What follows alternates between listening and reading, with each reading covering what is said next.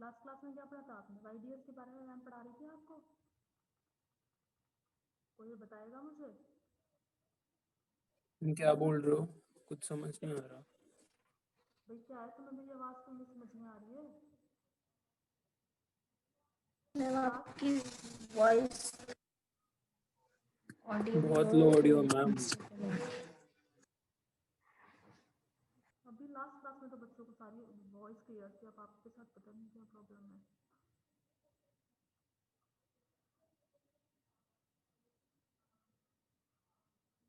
Yes, last class में आप लोगों ने क्या डिस्कस, मैम ने आपसे क्या डिस्कस किया था? YDS, this is Young's double slit experiment, depends upon the phenomena of the division of wavefront for obtaining the coherent sources. यही पढ़ा था ना?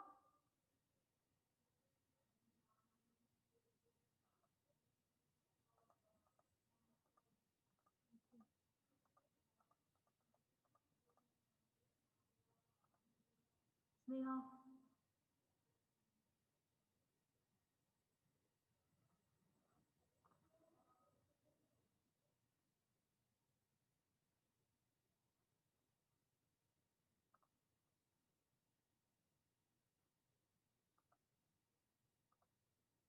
आदित्य,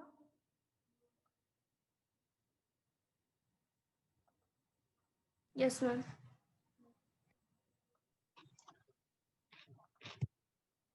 कुछ बताओगे तभी तो मैं आगे पढ़ाऊंगी ना तुमको। मेरे को पता है आपने कहाँ तक पढ़ रखा है, बट अगर आपको बिल्कुल भी मेरी आवाज़ समझ में नहीं आ रही तो मैं फिर ये माइक्रोफोन चेंज करूँ। मैम वाईडीएस से करवाया था शायद मैंने थोड़ा सा शायद, कंफर्म। चलो कोई बात नहीं। वाईडीएससी में आपको क्या बताया गया था कि जैसे आपकी कोई इंटरफेरेंस फ्रिंजेस फॉर्म हो रही है, ये आप दो तरह के कोरेंट सोर्सेस को फॉर्म करने के दो तरीके आपके पास, there are two ways to form the coherent sources, one is the division of wavefront and another is the division of amplitude, and YDSC is the experiment which is depends upon the division of wavefront, और उसके help से ma'am ने आपको 5 difference निकलवा दिया था, ठीक है ना? जहाँ तक कि मेरी नॉलेज में है, with the help of YDSC ma'am ने आपको ये डेरिवेशन करा दिया था, how to derive the path difference with the help of YDSC.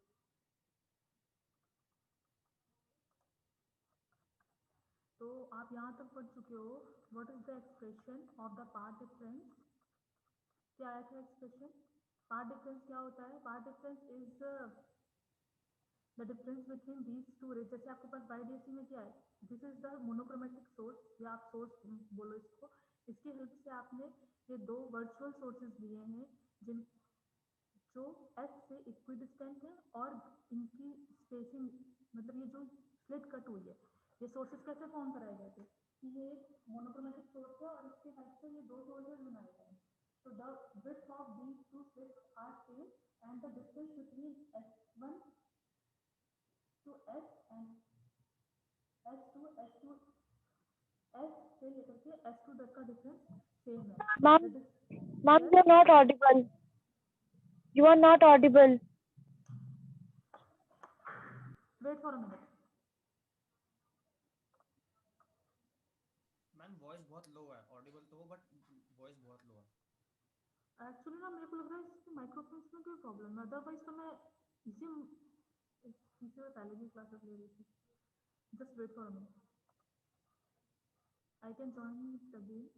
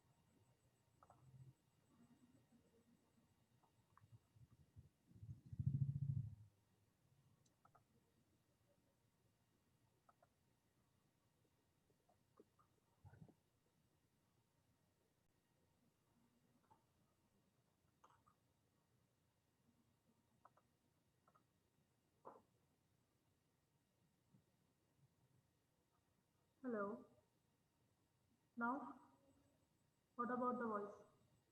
Yes, ma'am. Better है पहले से वैसे ही है?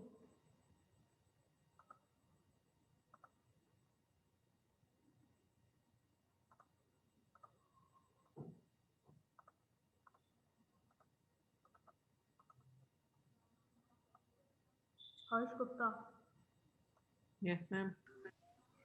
सुन रहा है बेटा अब कि पहले से Yes, सही ma'am. है? लो है वॉइस अभी भी? नहीं मैम ठीक है. ठीक है? Yes. Okay, fine. Now,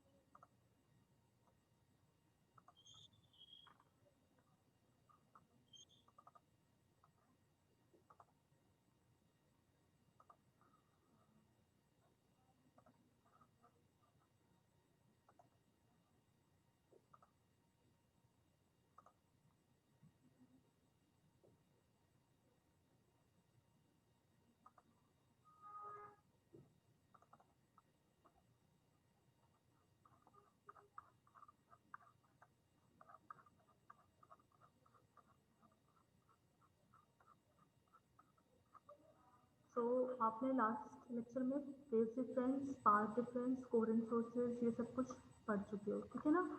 तो मैम ने आपको यहाँ तक डराइव करा दिया था कि what is the path difference in the case of YDS.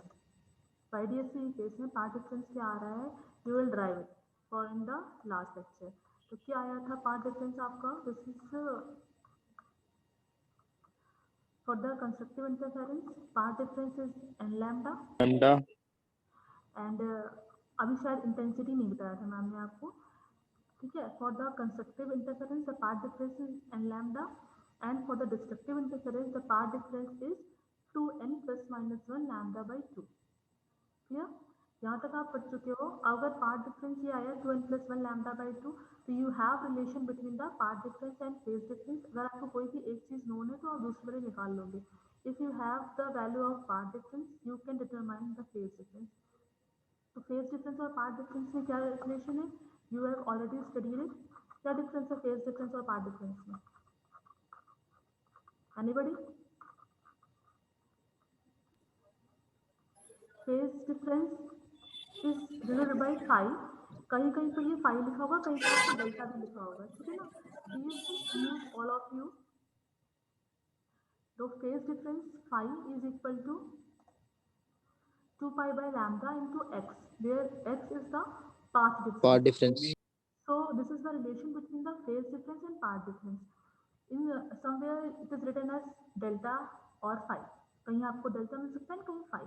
This is the notation of the phase difference. X is the path difference. X की जगह पर कहीं कहीं पर आपको ऐसा भी नोटेशन मिल सकता है, this is the path difference del. This is called del. छोटा सा ट्रायंगल बना होता है, इस नोटेशन को हम क्या कहते हैं? डेल.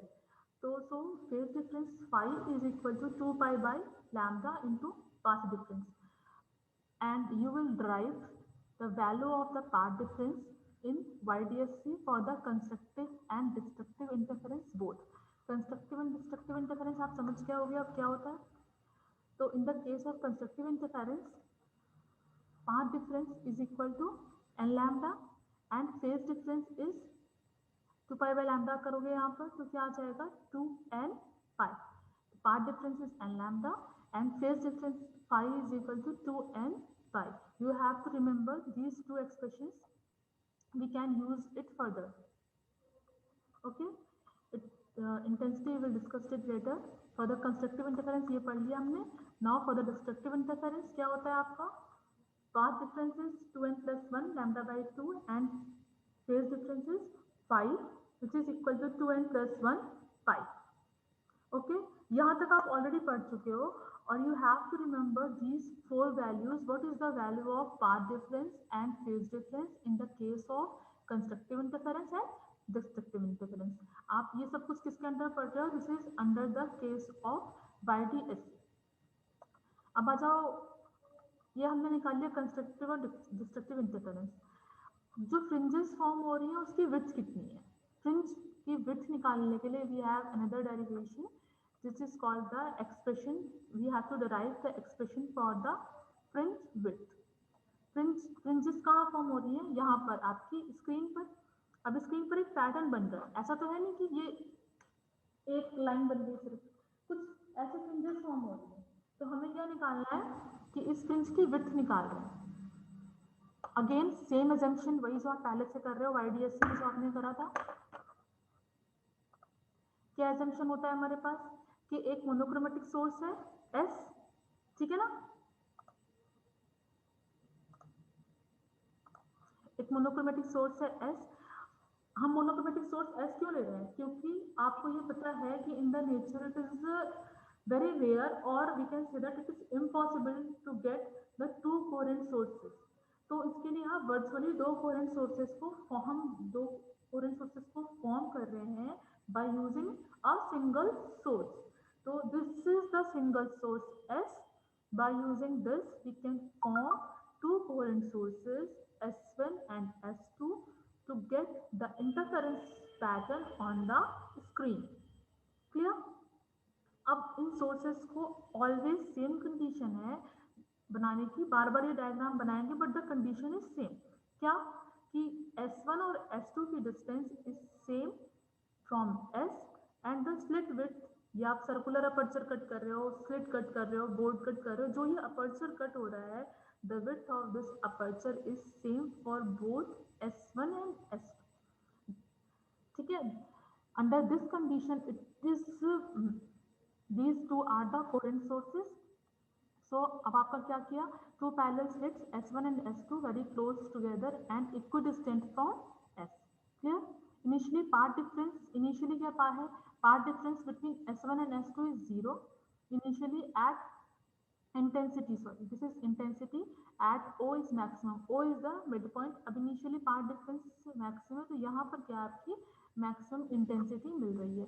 अब देखो यहाँ पर कुछ चीजें ऐसी हैं जो आपको कई बार कहीं से आ सकता है, आप पढ़ो तो कुछ डिफरेंस हो जाए, जैसे कि ये 2D S1 और S2 के बीच का डिस्टेंस है, यहाँ पर हमने लिया है 2D, कहीं कहीं पर ये सिर्फ D भी लिखा होता है, ये X में भी कहीं कहीं पर ये x/2 भी मिल सकता है आपको। तो there is some slight difference, this is the difference only in the notation, बाकी जो फाइनल वैल्यू आएगी वो सेम आएगी। तो अब देखो यहाँ ये S1P और S2P में एक पार्ट डिफरेंस क्रिएट हो जाएगा, जो आप पहले भी पढ़े हुए पिछले डेरिवेशन में भी।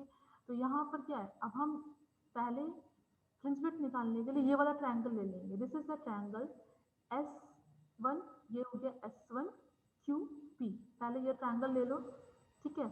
इसमें पाइथागोरस लगा दो, तो पाइथागोरस लगाएंगे तो क्या हो जाएगा? S1P का square is equal to this QP का स्क्वायर प्लस S1Q का स्क्वायर। तो हमने एक बार ये छोटे वाले ट्रायंगल में पाइथागोरस लगा दी, पर ये बड़े वाले ट्रायंगल में, बड़ा वाला ट्रायंगल कौन सा हमारा? S2RP। S2RP में लगाएंगे तो सिमिलर मैनर में ये क्या आ गया? S2P का square is equal to S2R, ये वाला S2R का स्क्वायर। अब देखो इसमें ज्यादा कुछ समझने का नहीं है तुम्हारे, अगर यहाँ पर किसी को डाउट है तो बताओ। Clear to all of you? Yes, ma'am. Yes, ma'am. ठीक है, इसमें हमने ज्यादा कुछ करा नहीं, सिंपली बस इन दोनों ट्रायंगल्स को ले लिया और यहाँ पर पाइथागोरस लगा दिया, ठीक है? अब लगाने के बाद हम इनकी वैल्यूज पुट करेंगे। तो S1Q और S2R ये दोनों में क्या है? सेम है, क्योंकि ये तुम्हारा स्लिट और स्क्रीन के बीच का डिस्टेंस है जो दोनों सोर्सेस से सेम है। तो this distance is equal to capital D। तो हमने S1Q और S2R की जगह पर क्या रख दिया? Capital D। क्लियर? उसके बाद क्या आ गया? QP। अब अगर ये पूरा X है, ये यहाँ से S1 to S2D है, और इसका हाफ अगर करोगे तो ये कितना आएगा? ये वाला पोर्शन OQ जो है तुम्हारा, OQ आ D. जाएगा D। अब हमको कितना डिस्टेंस चाहिए? P से लेकर के Q से लेकर के और P तक का ये चाहिए। तो OP अगर X है और OQ तुम्हारा D है, तो QP कितना हो जाएगा? X minus D. X minus D, ठीक है। और अगर सिमिलर मैनर में इधर देखो कि अगर ये x है और ये फिर नीचे वाला पोर्शन d है और हमें चाहिए p से लेकर के r तक की वैल्यू, तो क्या हो जाएगा x और इतना पोर्शन इसमें ऐड कर दिया, तो this is x plus d, ठीक है ना? Yes, ma'am. अब हमें निकालना क्या है? Path difference. तो पाथ डिफरेंस पहले भी पढ़ा, डेल्टा इज इक्वल टू क्या होता है? S2p minus S1p। तो अब इन दोनों को हम सब्ट्रैक्ट कर देंगे। क्या किया? Delta is equal to S2p minus S1p का स्क्वायर सब्ट्रैक्ट कर दिया। तो अब अगर x इसमें d और d तो कैंसिल हो जाएगा आपका, बचा क्या? x प्लस d का whole square minus x minus d का होल स्क्वायर। अब आप इसको सॉल्व कर सकते हो, ये क्या आएगा?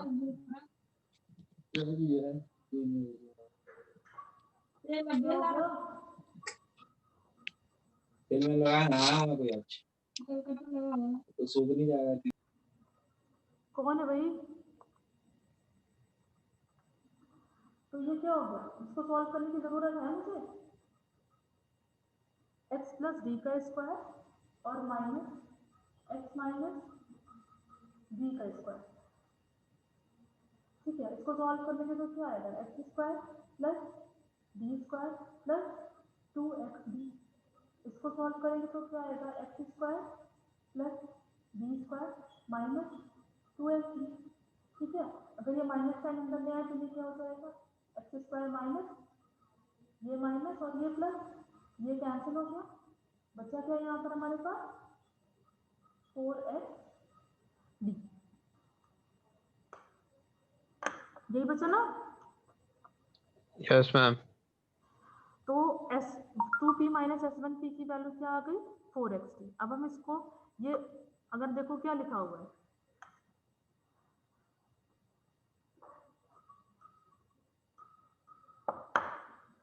ये इस वाले फॉर्मूले से अगर हम ओपन कर दें, a square minus b square, ये फॉर्मूला पढ़ रखा है ना हमने, a Yes, square ma'am. Minus b square is equal to क्या होता है? ए प्लस बी और ए माइनस बी। तो इससे इसको हमने ओपन कर दिया, it will become S2p minus S1p and S2p plus S1p is equal to 4xd। अब यंग ट्रेवल्स एक्सपेरिमेंट में क्या होता है कि d की वैल्यू बहुत ही ज़्यादा है इन कंपैरिजन टू 2d, तो इसको हम रिप्लेस कर देते हैं यहाँ पर, जो आपकी ये वाली वैल्यू आई S2p प्लस S1p को 2d रख देते हैं इसकी जगह पर, ठीक है, क्योंकि the value of d is very very greater than this. तो यहाँ पर हमने इसको 2d से रिप्लेस कर दिया, तो S2p माइनस S1p की वैल्यू क्या आ गई? 2d, जहाँ पर प्लस था S2p प्लस S1p की जगह पर हमने 2d रख दिया, तो the value of S2p minus S1p will become 4xd, यहाँ पहले से था और हमने इसको 2d से यहाँ नीचे ले आए, तो विल बिकम 2d। तो अब यहाँ से 2 और 4 कैंसिल हो जाएगा, it will become 2xd upon d। समझ में आ गया यहाँ तक सबको? Yes, ma'am. ज़्यादा कुछ टिपिकल है नहीं इसमें, बहुत ही सिंपल सी मैथमेटिक्स यूज़ करी हुई है। अब यहाँ तक करने के बाद हम इसमें फिर से वहीं वापस जाएंगे जो हम पहले पढ़ के आए हैं। क्या? ये हमने कंडीशंस निकाल ली थी, मतलब पाथ डिफरेंस हम निकाल लिए चुके थे। What is the path difference for the bright fringes? मतलब कंस्ट्रक्टिव इंटरफेरेंस जब होगा तब ब्राइट बनेगी और डिस्ट्रक्टिव होगा तब डार्क बनेगी।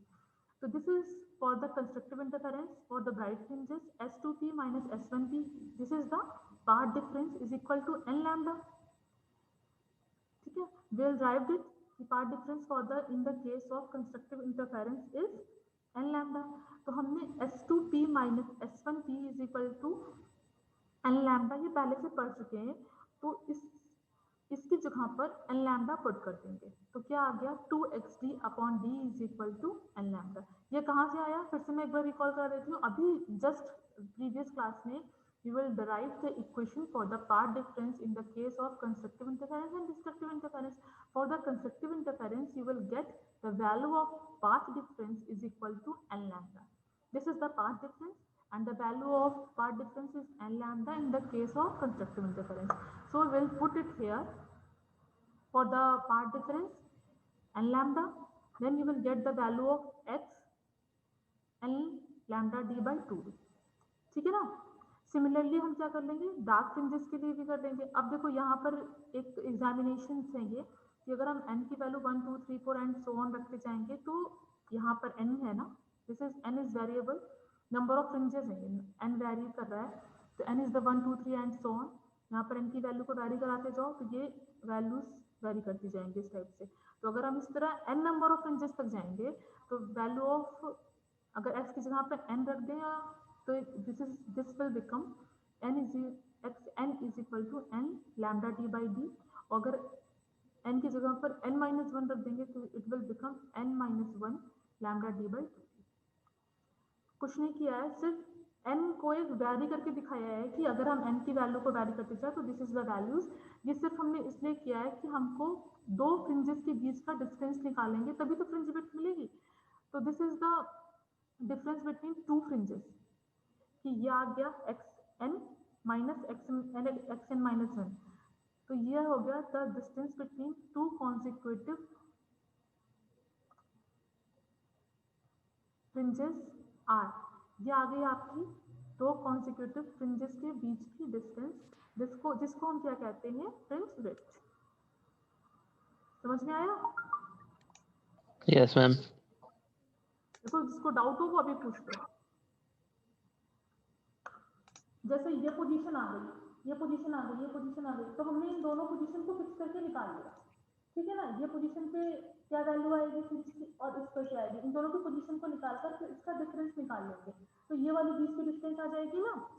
तो इसी तरह हम x1 की और x2 की भी निकाल सकते हैं, मतलब पहले और दूसरे फ्रिंज के बीच की भी निकाल सकते हैं, दूसरे और तीसरे की भी, तीसरे और चौथे की भी। बट हमने क्या सिलेक्ट किया कि एक कॉमन ले लो कि xn और xn माइनस वन के बीच की डिस्टेंस कितनी आएगी, जिसको हम फ्रिंज विड्थ कहेंगे। This is xn minus xn minus one is equal to lambda d by D. Clear? अब अभी कौन सा केस हमने डिस्कस किया था, this is the case for the dark bright fringe. इसी तरह से तुम डार्क वाले में भी रख लो। अब डार्क और ब्राइट में क्या डिफरेंस आ जाएगा, जहां पर देखो यहाँ पर हमने रखा S2p माइनस S1p की जगह पर n लैम्डा, यहाँ पर क्या रख देंगे, क्या रख देंगे बताओ मान्या?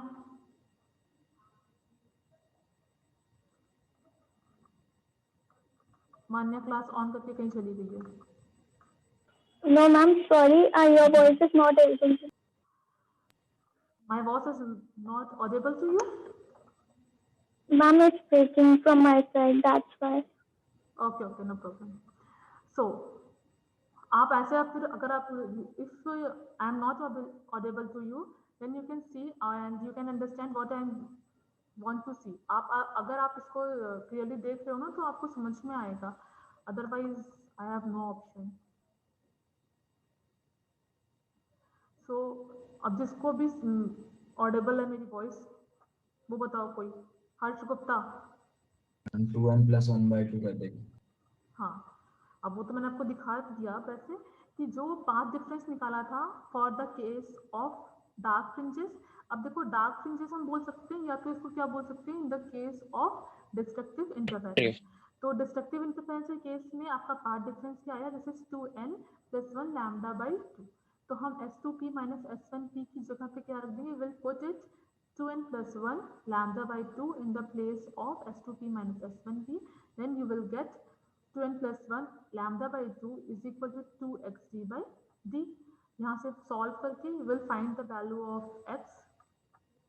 सिमिलर पैटर्न में अब हमने x की वैल्यू निकाल ली, then you can put n is equal to 1 2 3 and so on for x1 x2 x3 x4 and so on xn minus 1 and xn, ठीक है ना।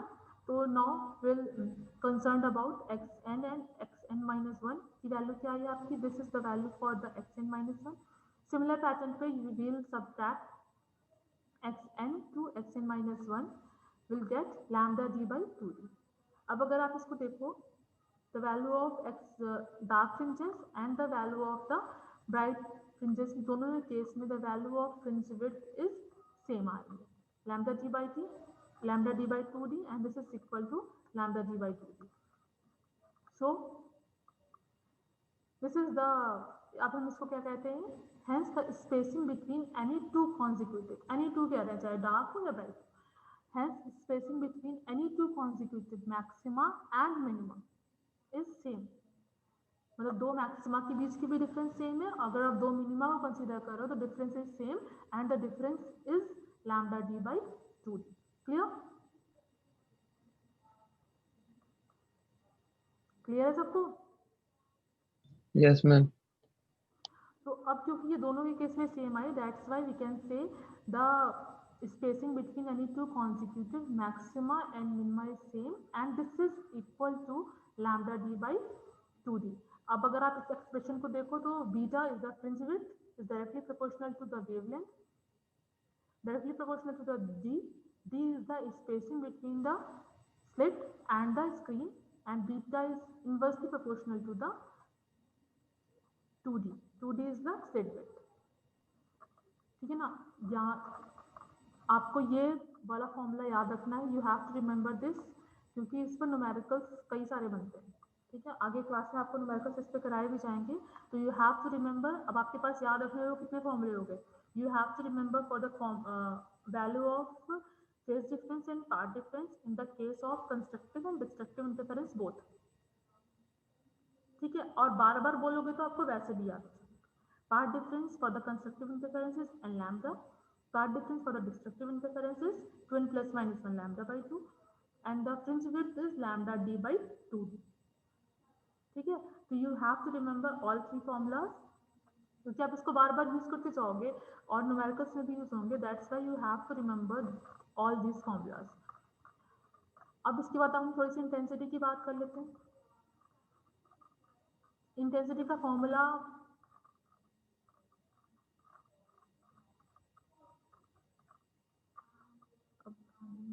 ये आता है. अब ये तो इससे तुम सब लोग फैमिलियर हो कि I is proportional to a square. All of you familiar with this कि इंटेंसिटी क्या होती है? Amplitude. If a is the amplitude, is I is equal to या proportional to amplitude square. पता है ना सबको? Yes, Yes, ma'am. ma'am. तो अब यहाँ पर क्या है, अगर आपने इसी मैनर में डेरिवेशन किया है तो अब मुझे पता नहीं कि किस मैनर में आपको जो डेरिवेशन कराया गया था पार्ट उसका फेज डिफरेंस और पार्ट डिफरेंस का, वो इसी वे में कराया आपने, साइन और साइन y1 y2 करके उसको ऐड करके. Yes, ma'am.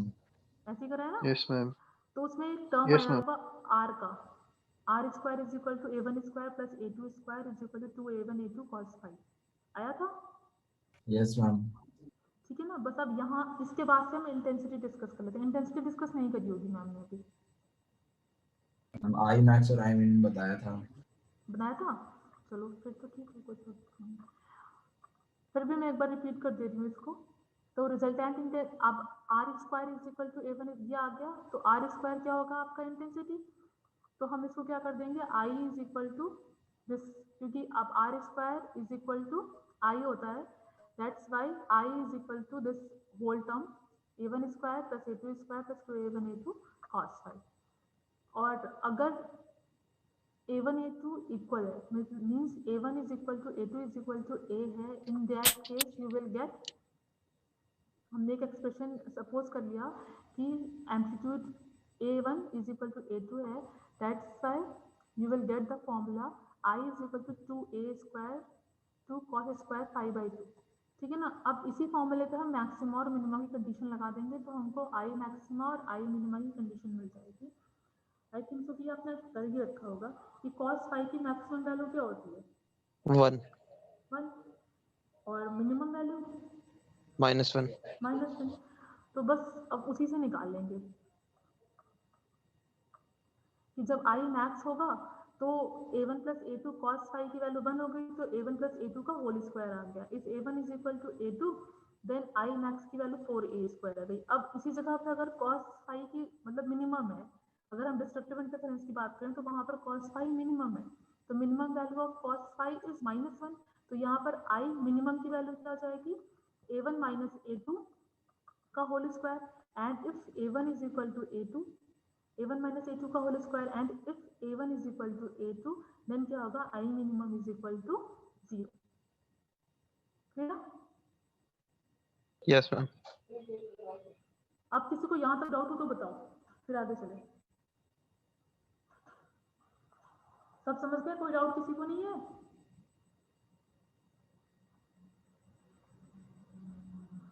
बहुत अच्छी बात है, फिर चलते हैं आगे। अब देखो इंटेंसिटी वेरिएशन थोड़ा सा समझ लेते हैं कैसे होता है इंटेंसिटी। अभी तक तुमने ये कई बार पढ़ लिया कि फेज है, इन फेज है, आउट ऑफ फेज है। तो सबसे इंपॉर्टेंट टर्म जो तुम्हारे इंटेंसिटी वेरिएशन में है वो क्या है? फेज। ठीक है ना? तो पहले तो ये देखो हम क्या बोलते हैं, विजिबिलिटी ऑफ फ्रिंजेस का ये फॉर्मूला है और ये इंटेंसिटी का पैटर्न है। ये क्या आ रहा है बीच में?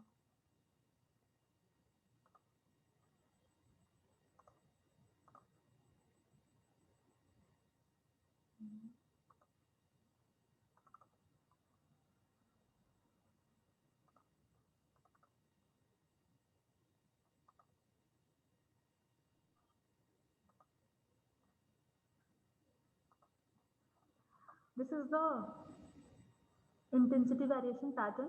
इसमें क्या ड्यू टू द इंटरफेरेंस आपके पास टू कोहेरेंट सोर्सेज होते हैं या टू कोहेरेंट वेव्स होती हैं। The resultant intensity at A point depends upon the, किस पे डिपेंड कर रहा है? Depends upon the phase difference between the waves at a point. As the phase difference is a function of the position of that point, there shall be variation. अब क्या होगा? जैसे ही phase difference आएगा, पहले भी कई बार आप पढ़ लिया,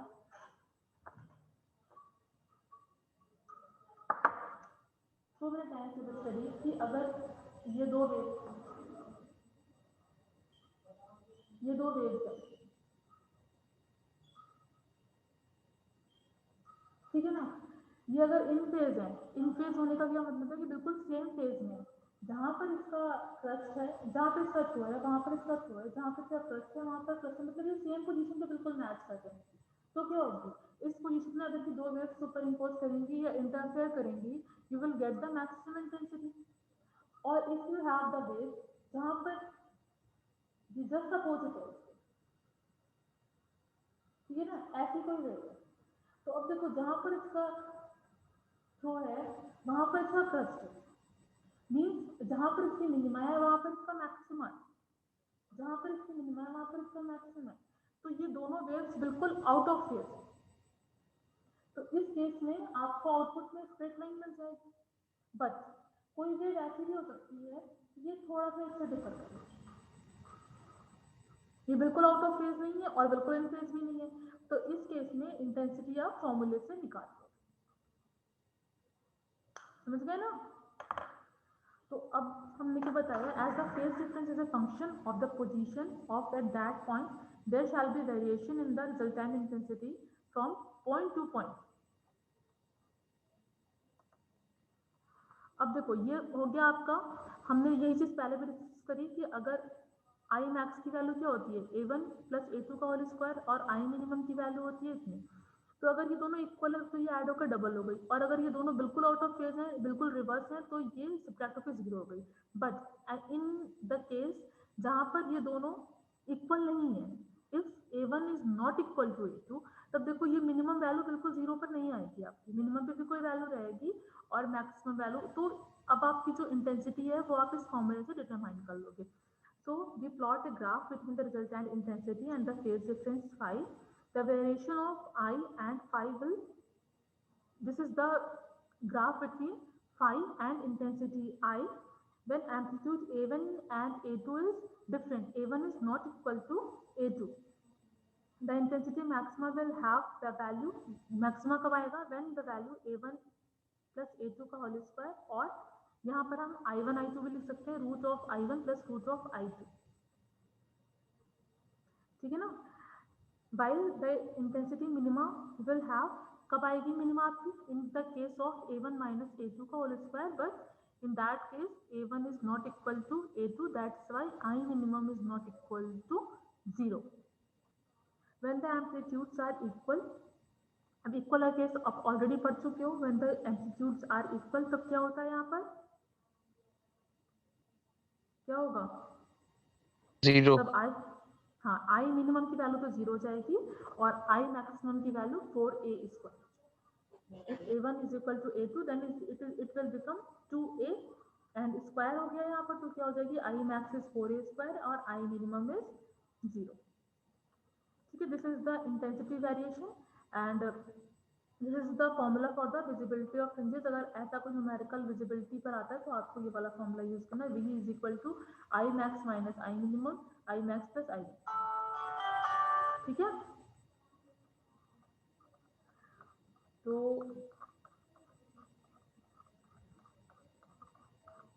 अब इसमें तो यही तक है, फिर इसके बाद कुछ शेप्स हैं, शेप्स इससे सर्कुलर बनते हैं। कंडीशन फॉर इंटरफेरेंस आप पढ़ चुके होगे आई थिंक सो। क्या होती है कंडीशन ऑफ इंटरफेरेंस, वही पढ़ाई गई है कि नहीं, बताओ भाई। यस मैम, पढ़ाया है मैम। तो बस ठीक है, हम यहीं पर आज क्लास को खत्म करते हैं, अटेंडेंस ले लेती हूँ तुम्हारी, बाकी न्यूमेरिकल्स। और अभी भी तुम्हें कोई डाउट हो बता दो, I have 7 minutes more. Ma'am पढ़ा दिए लेटर। हाँ,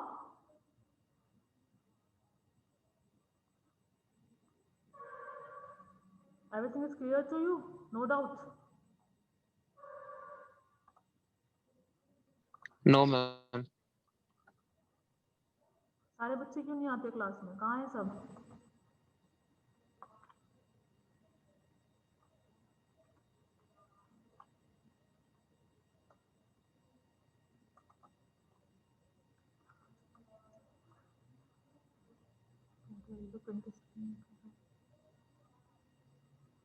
Wait for a minute.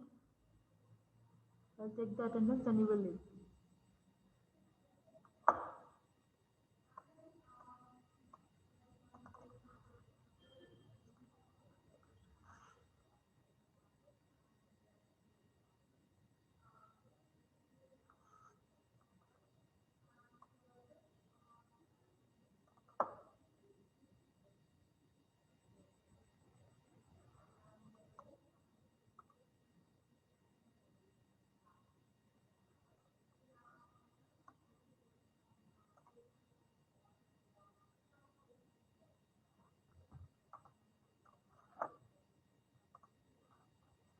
Okay, we will leave the meeting.